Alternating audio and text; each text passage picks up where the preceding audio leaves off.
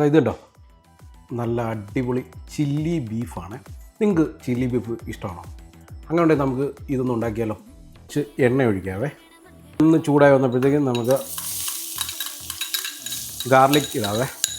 ഒന്ന് സോട്ടായി വരുമ്പോഴത്തേക്കും കുറച്ച് പച്ചമുളകാണ് ഇടുന്നത്, കുറച്ച് സവാളയാണ് ഇടുന്നത്. ഈ സവാളയിലേക്ക് കുറച്ച് ക്യാരറ്റും കൂടി ഇടുകയാണ്. ആവശ്യത്തിന് ഉപ്പും കൂടെ ചേർക്കാവേ. ഇതിലേക്ക് ഇനി കുറച്ച് മഷ്റൂം കൂടെ ഇടുകയാണ്. നിങ്ങൾക്ക് ഏത് വെജിറ്റബിൾ വേണമെങ്കിലും ഇടാൻ കേട്ടോ ഇതിനകത്ത് കേട്ടോ.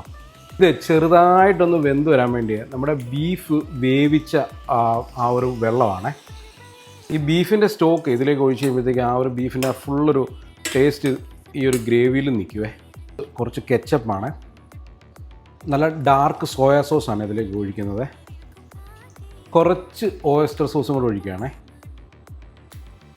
നിങ്ങളുടെ ഒരു എരിവിനനുസരിച്ച് ഞാൻ കുറച്ച് പെപ്പർ പൗഡറും കൂടി ഇടുകയാണ്.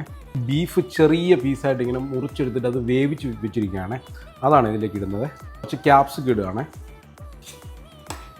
കുറച്ച് കോൺഫ്ലോർ കലക്കി ഒഴിക്കാവേ. അങ്ങനെ നമ്മുടെ ചില്ലി ബീഫ് ഇതാ റെഡി ആയിട്ടുണ്ട് കേട്ടോ. കണ്ടില്ലേ, നല്ല സെറ്റായി വന്നിട്ടുണ്ട്. നമുക്കിതൊന്ന് ഗാർണിഷ് ചെയ്യാൻ വേണ്ടി കുറച്ച് സെലറിയും കൂടെ എന്നിടാം കേട്ടോ.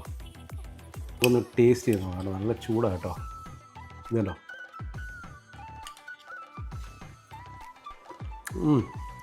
വളരെ ഈസി ആയിട്ട് നിങ്ങൾക്ക് ഉണ്ടാക്കാൻ പറ്റിയൊരു ഡിഷാണ്. അധികം വീട്ടിലുള്ള സാധനങ്ങളൊക്കെ മതി. അപ്പോൾ നിങ്ങളിതൊന്ന് ട്രൈ ചെയ്ത് നോക്കിയിട്ട് നിങ്ങളുടെ അഭിപ്രായം നമ്മുടെ കമൻറ്റ് ബോക്സിൽ രേഖപ്പെടുത്താൻ മറക്കണ്ട. അപ്പോൾ പുതിയൊരു വീഡിയോ അടുത്ത ദിവസം കാണാം. Good bye.